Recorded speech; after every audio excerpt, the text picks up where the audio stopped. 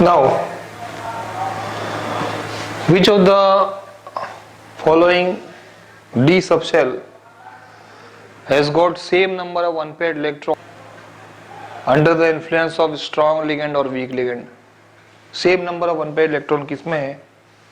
इन सभी D orbitals में same number of unpaired electrons D1, D2 और D3, इसके अलावा D8 और D9 और D10 में भी same number of unpaired electrons आपको देखने को मिलेंगे। डिफरेंस कौन से ऑर्बिटल्स करते हैं? D4 system, D5 system, D6 system and D7 system, यानी कि ये चार ऑर्बिटल्स ही हैं जिनके number of unpaired electrons different होते हैं। स्ट्रॉन्ग लिगेंड हो या वीक लिगेंड हो, इन्हीं ऑर्बिटल्स पर, इन्हीं सिस्टम पर अनपेयर्ड इलेक्ट्रॉन वेरी करते हैं। Otherwise the number of unpaired electron is same for D1 to D3 and D8, D9 and D10 orbitals. Now, the complex that we have discussed so far is a octahedral complex. मैंने ये जितने भी description आपको दिया है, ये octahedral complex के लिए हमने डिस्कस किया है, लेकिन tetrahedral complexes में the picture will be different. Consider the tetrahedral complexes. tetrahedral complexes की हम बात करते हैं अब। tetrahedral complexes, most of the things will change in tetrahedral complexes.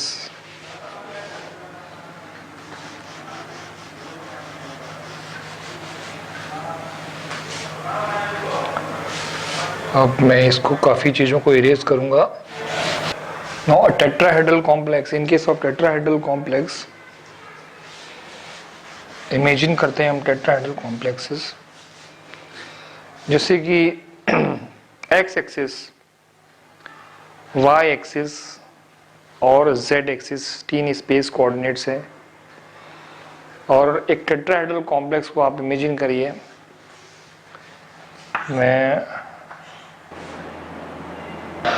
अब टेट्राहेड्रल कॉम्प्लेक्स को आप ऐसे एज्यूम कर सकते हैं,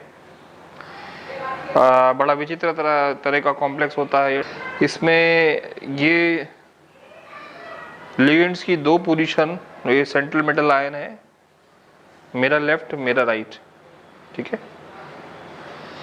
और this one is towards your side and this yellow is towards my side, this one. So this is, these two ligands bisect these two ligands, bisect the remaining two ligands.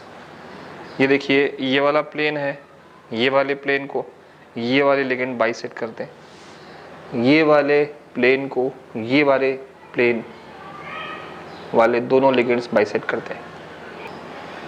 Correct? This is in front of you, this is behind you, these are left right position. So the ligands which are ligands, अगर हम tetrahedral complex में ये imaginary axis draw करते हैं, imaginary axis में यहाँ draw करता हूँ,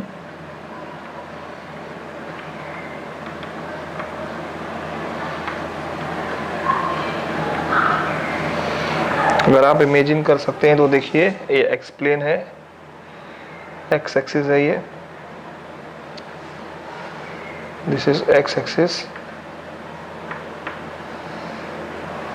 दिस इज वाई एक्सिस,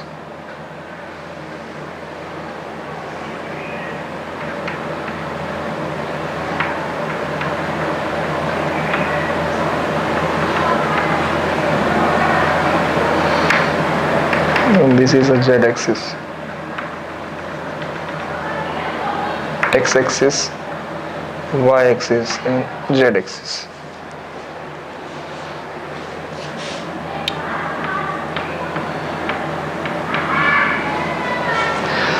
अब जो दो लिगेंड्स हैं, these two ligands are lying in between the axis. Similarly, these two ligands are lying in between the axis. The ligands are not lying on the axis. इस समय tetrahedral complex में हम देखते हैं कि लिगेंड्स अब axis पर नहीं होती. लिगेंड्स की position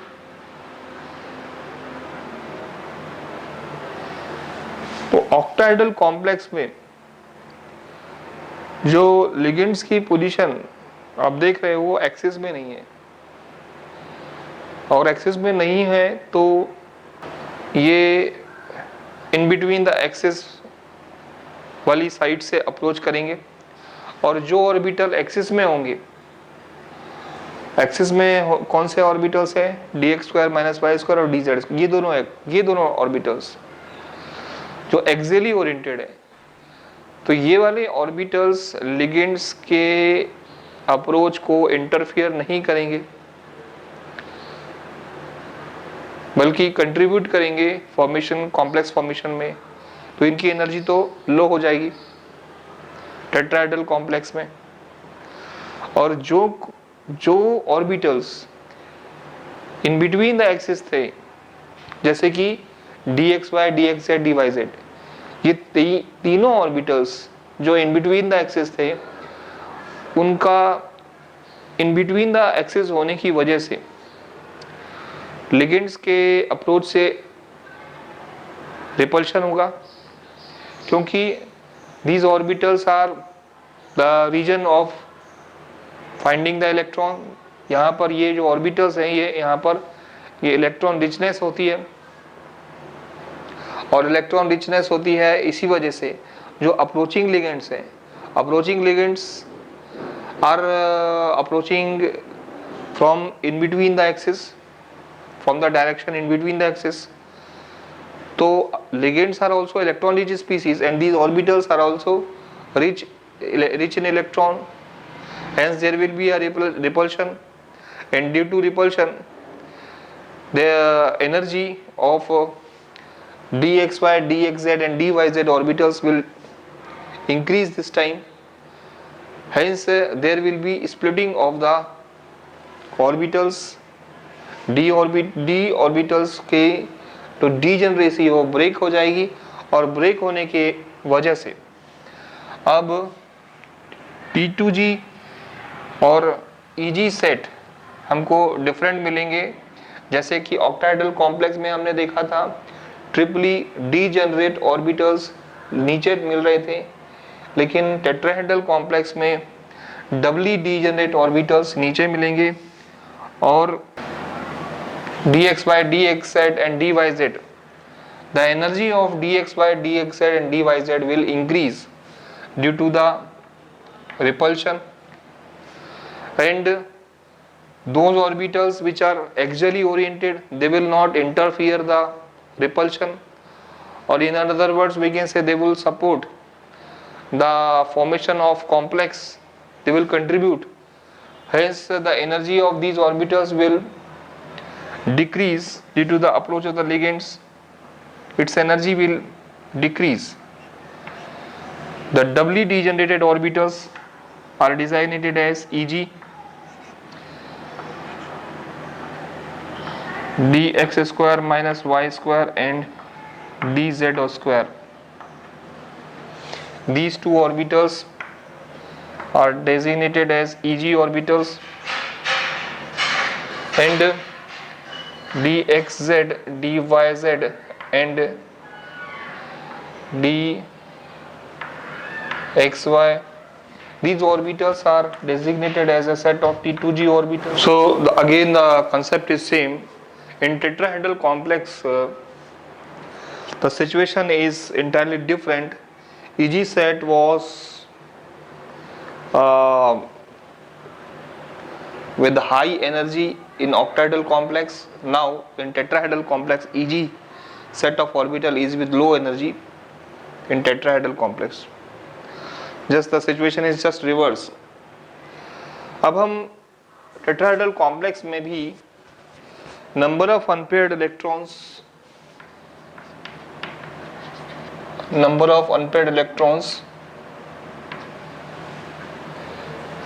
formed or produced due to the presence of strong ligand and due to the presence of weak ligand. So this time also in tetrahedral complex we will generalize the effect of strong ligands and weak ligands and the formation of the number of unpaired electrons. हम देखेंगे कि tetrahedral complex में ligands का क्या influence होता है total number of unpaired electrons कितने होंगे इन्फ्लुएंस के लिगेंड्स में, वो हम जनरलाइज करेंगे फिर से. जैसे कि स्ट्रॉन्ग लिगेंड्स होगा, स्ट्रॉन्ग लिगेंड होगा तो सेपरेशन ज़्यादा होगा, क्रिस्टल फील्ड स्प्लिटिंग ज़्यादा होगी, क्रिस्टल फील्ड स्प्लिटिंग एनर्जी ज़्यादा होगी, डेल्टा भी ज़्यादा होगा, क्रिस्टल फील्ड स्प्लिटिंग भी ज़्यादा होगा. और ज़्यादा होने की वजह से इलेक्ट्रॉन्स हैं वो Eg से T2G सेट पर माइग्रेट नहीं कर पाएंगे.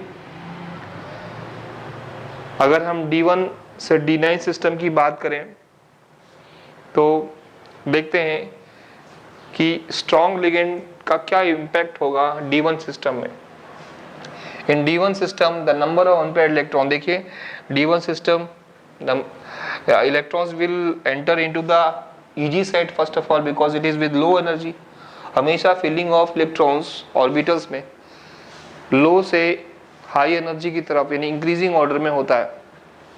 और इसी वजह से यहाँ पर इलेक्ट्रॉन्स सबसे पहले इस ऑर्बिटल में एंटर करेंगे लोअर एनर्जी वाले.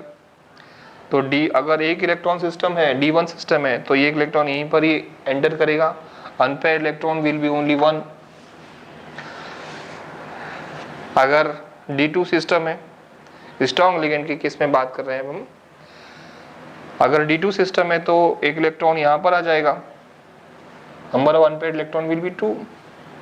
अगर D3 सिस्टम है तो हम जानते हैं कि ये लिगेंड स्ट्रॉन्ग है तो सेपरेशन ज़्यादा है, क्रिस्टल फील्ड स्प्लिटिंग एनर्जी ज़्यादा है और पेयरिंग एनर्जी कम है. तो पेयरिंग एनर्जी कम होने की वजह से ये पेयर अप हो जाएगा. Third electron will get paired up easily rather migrating to the T2G level. Instead of migrating to the T2G level, the third electron will get paired up in the Eg set only. Hence, the number of unpaired electron will left be only one. D4 system में हम देखें तो fourth electron जो आएगा 1, 2, 3 and 4, fourth electron भी यहीं पर ही आ जाएगा, पेयर्ड अप हो जाएगा, वो T2G पर माइग्रेट नहीं करेगा, इसलिए unpaired electron will B 0. Now if you talk about D5 system में जो फिफ्थ इलेक्ट्रॉन है 1, 2, 3, 4, fifth electron will move here, number of unpaired electron will B 1. Sixth electron यहाँ पर आएगा, number of unpaired electron will B 2. Seventh electron will move here, number of unpaired electron will be 3. 1, 2, 3, 4, 5, 6 and 7, number of unpaired electron 5, 6, 7, मतलब 3 unpaired electrons. D8 system में क्या होगा कि electrons pair होंगे, T2D set पर ही पेयर हो जाएंगे. Okay, so number of unpaired electron left will be only 2. Once again let me tell you 1, 2, 3, 4, 5, 6, 7 और 8th इलेक्ट्रॉन यहीं पर पेयर हो गया, अनपेयर्ड इलेक्ट्रॉन बचे 2. And if you talk about D9 system, D9 यहाँ पर पेयर हो जाएगा, एक ही अनपेयर्ड इलेक्ट्रॉन बचेगा. एक बार और बता देता हूँ 1, 2, 3, 4, 5, 6, 7, 8 and 9. 8th and 9th are paired up. This only electron will be left. और D10 सिस्टम में एक भी अनपेड इलेक्ट्रॉन नहीं बचेगा. Now if we talk about weak ligand, week ligand में D1 सिस्टम में एक अनपेड इलेक्ट्रॉन, दूसरा सेकेंड भी यहां पर ही होगा, वीक लिगेंड है. एंड D3 सिस्टम में क्या होगा? अब जैसे ही थर्ड इलेक्ट्रॉन एंटर होगा तो ये चूंकि लिगेंड वीक है और वीक लिगेंड है तो वहां पर जो स्प्लिटिंग, क्रिस्टल फील्ड स्प्लिटिंग है ये बहुत कम है. इनके बीच का crystal field splitting energy barrier कम है, स्प्लिटिंग कम हुई है और crystal field splitting energy barrier भी कम होगा तो Eg से electron, third electron will migrate towards the T2G orbital, क्योंकि CFSE बैरियर बहुत कम है और कम होने की वजह से इजीली माइग्रेट कर जाएगा. जबकि pairing energy barrier is rather more as compared to the CFSE energy barrier in case of weak ligand. Hence the third electron will migrate towards the T2G level easily. तो third electron यहां पर आया तो number of unpaired electron will be 3 and D4 system में fourth electron instead of pairing here the fourth electron again will migrate to the T2G level, because this time also the pairing energy barrier is rather more as compared to the CFSE energy barrier. इसीलिए energy barrier कम है, इसीलिए Eg से T2G orbital पर electron migrate कर जाएंगे. तो यहाँ पर अनपेयर्ड इलेक्ट्रॉन कितने हुए? Third and fourth, 1, 2, 3 and 4 unpaired electron 4. Fifth electron भी इसी तरह से यहाँ पर आ जाएगा, अनपेयर्ड इलेक्ट्रॉन विल बी 5. अब sixth electron instead of moving to the T2G level it will get paired up first, क्योंकि अब यहाँ पर इसको पेयर अप होना पड़ेगा जो सिक्स्थ इलेक्ट्रॉन है. तो सिक्स्थ इलेक्ट्रॉन जो होगा वो पेयर अप हो जाएगा, क्योंकि pairing energy for D6 system is less as compared to the CFSE energy barrier. CFSE energy barrier की अपेक्षा पेयरिंग एनर्जी बैरियर कम है D6 सिस्टम में, इसीलिए 6th electron will pair up here instead of moving to the T2G level. तो 6th electron यहाँ पर आया, अनपेयर्ड इलेक्ट्रॉन बचे 1, 2, 3 एंड 4. 7th इलेक्ट्रॉन यहाँ पर ही पेयर हो जाएगा, अनपेयर्ड इलेक्ट्रॉन 3. एक बार और समझा देता हूं, 1, 2, 3, 4 एंड 5, 6 एंड 7 पेयर्ड अप हो जाएंगे. 7 यहाँ पर D7 सिस्टम है, unpaired electron 3, 1, 2 and 3. Now D8 system, अब यहाँ पर ऑर्बिटल बचे नहीं है इलेक्ट्रॉन के एकोमोडेशन के लिए, तो D8 सिस्टम में 8th इलेक्ट्रॉन यहाँ पर माइग्रेट करेगा, क्योंकि CFSE energy barrier is less as compare to the pairing energy barrier and there are no orbitals left. तो यहाँ पर इलेक्ट्रॉन माइग्रेट कर जाएगा, इलेक्ट्रॉन पेयर अप हो जाएगा, बचेंगे 2 अनपेयर्ड इलेक्ट्रॉन यहाँ पर. इसके बाद D9 सिस्टम में एक इलेक्ट्रॉन और आ जाएगा, D9 यहाँ पर पेयर अप हो जाएगा, बचेगा एक ही अनपेयर्ड इलेक्ट्रॉन. D10 में एक भी अनपेयर्ड इलेक्ट्रॉन नहीं बचेगा. तो हम देख रहे हैं यहाँ पर ऐसे कौन सा सिस्टम है, ऐसे कौन से d ऑर्बिटल्स हैं जिनके ऊपर लिगेंड्स का इन्फ्लुएंस नहीं होता, चाहे वो स्ट्रॉन्ग लिगेंड हो चाहे वो वीक लिगेंड हो. यस, हम देख रहे हैं D3 system, D4 system, D5, D6 system. इन ही d ऑर्बिटल्स में, इन्हीं सिस्टम में लिगेंड्स का इन्फ्लुएंस देखने को मिल रहा है. बाकी के जो d ऑर्बिटल्स हैं बाकी के जो डी सिस्टम आपको दिख रहा है D1, D2, D7, D8, D9 and D10, इन पर लिगेंड्स का कोई इन्फ्लुएंस नहीं दिखता.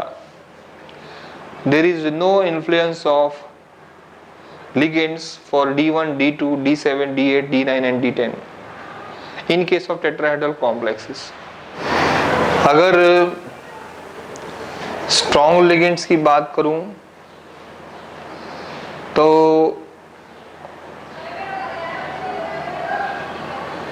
octahedral complex में और D4 system में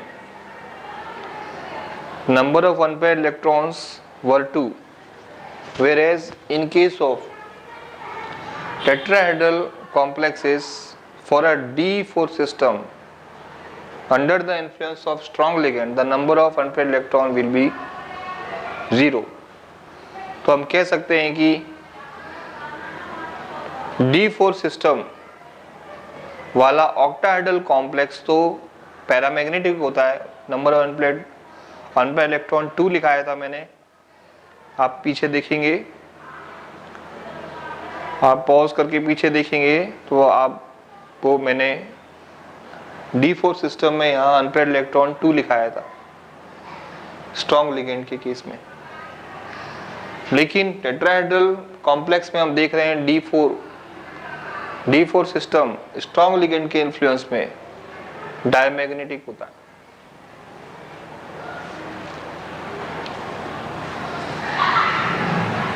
और इलेक्ट्रॉन्स के ये जो D3, D4, D5, D6 system है, हम देख रहे हैं ये सिस्टम में इलेक्ट्रॉन का माइग्रेशन होता है और इलेक्ट्रॉन का मूवमेंट किसी भी d ऑर्बिटल से लोअर और एनर्जी लेवल से हायर एनर्जी ऑर्बिटल का माइग्रेशन होता है. इसकी वजह से जितने भी कोऑर्डिनेशन कंपाउंड्स हैं, these coordination compounds are colored. For any complex compound to show the property of color is due to the presence of the unpaired electron. यानी कि D1 से D9 सिस्टम में जहां पर भी अनपेयर्ड इलेक्ट्रॉन्स का presence होगा, वो अनपेयर्ड इलेक्ट्रॉन की वजह से वो complex compound colour nature show करेंगे. The complex will be coloured due to the presence of unpaired electron in any system from D1 to D9. D10 में तो एक भी अनपेयर्ड इलेक्ट्रॉन नहीं होते और इसी वजह से D10 सिस्टम में कलर प्रॉपर्टी एब्सेंट होती है. पर स्टूडेंट्स जनरली एक धारणा बना लेते हैं कि जो भी कॉम्प्लेक्स कंपाउंड्स कलर होते हैं उनके पास अनपेयर्ड इलेक्ट्रॉन तो होते ही है. देखिए ऐसे कई एग्जांपल्स हैं जिनमें अनपेयर्ड इलेक्ट्रॉन इनफैक्ट होता ही नहीं है. तो in short we can say that in most of the coordination compound the complexes are colored due to the presence of unpaired electron, but this is also a fact that the presence of unpaired electron is not only the sole criteria for any coordinate compound to show color property, or in fact to show a color property by any compound. तो वो colour property show इसी वजह से करते हैं क्योंकि उनमें electrons Tg से T2g लेवल की तरफ माइग्रेट करते हैं in case of tetrahedral complexes. So this type of movement of electron from lower energy level to higher energy level is called as DD transition. Octahedral complexes में भी देखे थे unpaired electrons और tetrahedral complexes में भी देखिए unpaired electrons. वो unpaired electrons हम देख रहे हैं तो ये अनपेयर्ड इलेक्ट्रॉन्स होने की वजह से इनफैक्ट हम कहें तो और डिटेल में कहें तो इलेक्ट्रॉन्स के लोअर से हायर एनर्जी लेवल की तरफ माइग्रेट करने की वजह से ये कलर प्रॉपर्टी शो करते हैं। तो कॉम्प्लेक्सेस में कलर प्रॉपर्टी इलेक्ट्रॉन्स के लोअर एनर्जी लेवल से हायर एनर्जी लेवल की तरफ माइग्रेट करने की वजह से ये कॉम्प्लेक्सेस कलर्ड प्रॉपर्टी शो करते हैं, यानी कि डी ट्रांजिशन की वजह से कॉम्प्लेक्सेस कलर्ड प्रॉपर्टी शो करते हैं। अब इसी फैक्ट को थोड़ा सा और डिटेल में देखें।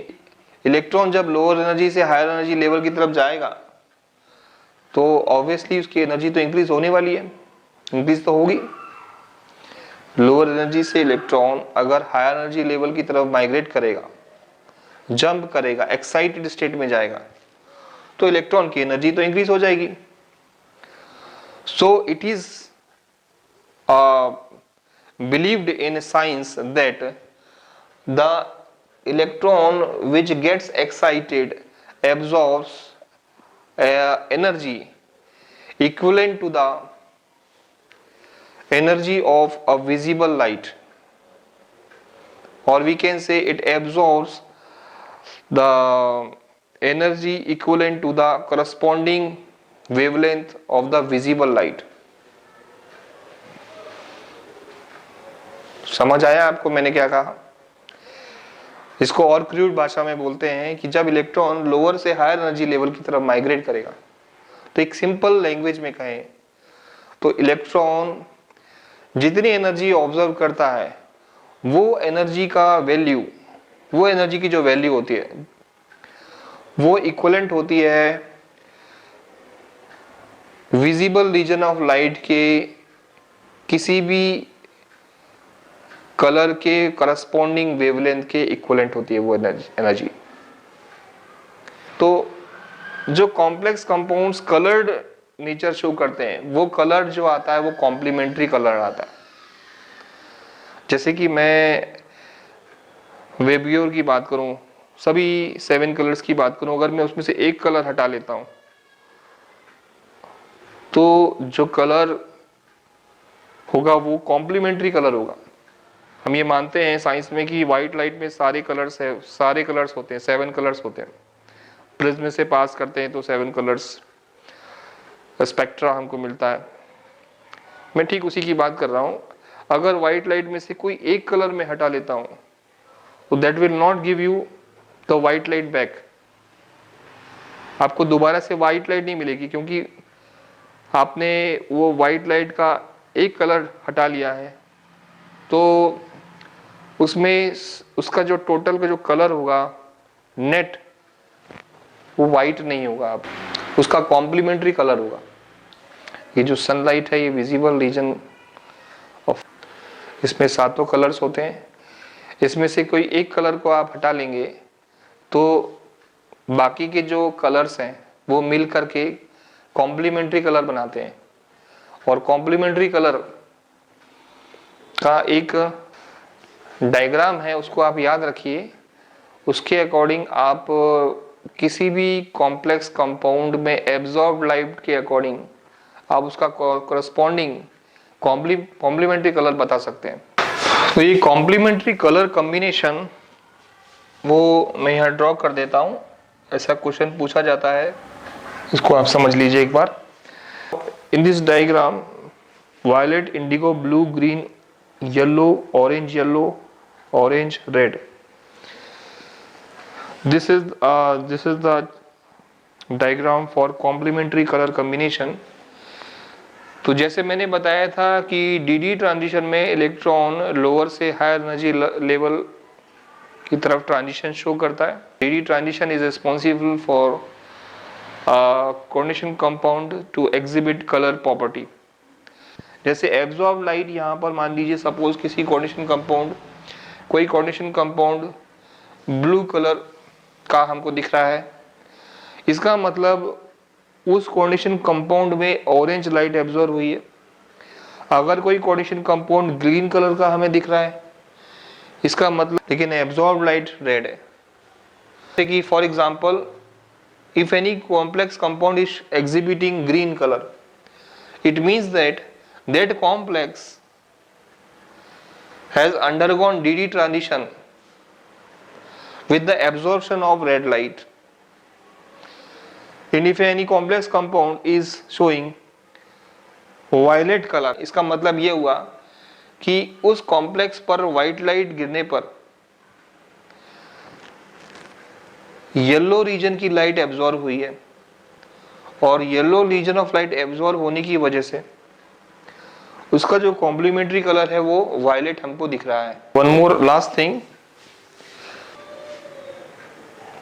तो देख सकते हैं कि easy set of orbitals tetrahedral complexes में लो एनर्जी वाले सेट के ऑर्बिटल्स हैं और इजी सेट ऑफ ऑर्बिटल्स किसी भी कॉम्प्लेक्स कंपाउंड को स्टेबलाइज करने में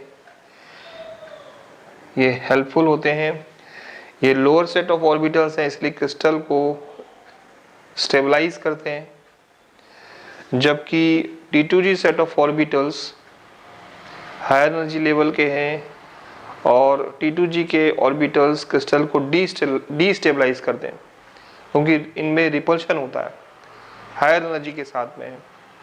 इसलिए हायर एनर्जी वाले जितने भी ऑर्बिटल हैं, जैसे हम टेट्राहेड्रल कॉम्प्लेक्स की बात करें तो टेट्राहेड्रल कॉम्प्लेक्स में T2G के ऑर्बिटल किसी भी क्रिस्टल को डीस्टेबलाइज करते हैं and this T2G set of orbitals always destabilizes the complex by 0.4 value in case of tetrahedral complex.